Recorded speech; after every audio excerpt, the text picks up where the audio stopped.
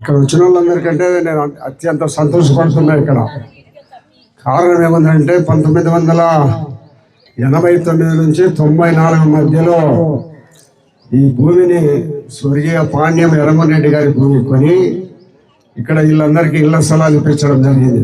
ఇళ్ల స్థలాలు ఇప్పించడమే కాకుండా ప్రతి ఒక్కరికి ఇల్లు ఇచ్చిన ప్రభుత్వం ఇల్లు.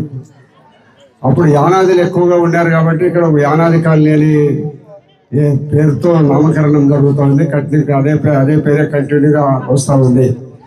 కాబట్టి నేను ఎమ్మెల్యేగా 25 సంవత్సరాల గతంలో ఒక 20 గ్రామాలలో కొత్త కాలనీలు ఏర్పాటు చేయడం జరిగింది.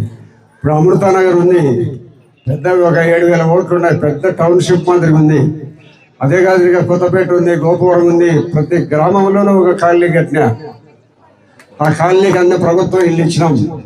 అన్ని ఇండ్లు ఇచ్చినందుకు ఎవరు గతంలో ఇచ్చిన ఎవరు చేయనంత అభివృద్ధి చేసినారని నేను మనసులో బాగా సంతోషపడుతుంట. అప్పుడు కూడా కానీ నేను కొత్తగా ఇల్లు ఇచ్చినప్పుడు ప్రభుత్వ ఇళ్ళలో చాలా చిన్న ఇల్లుగా కట్టుకొని ఉన్నారు, కొంతమంది కొట్టాలు వేసుకొని ఉన్నారు.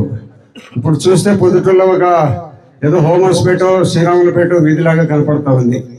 అన్నీ కూడా మంచి మిద్దెలు కట్టుకున్నారు, మంచి ఇల్లు కట్టుకున్నారు, పూల చెట్లు వేసుకొని అత్యంత సౌకర్యవంతంగా ఉంది ఈ యానాది కాలనీ.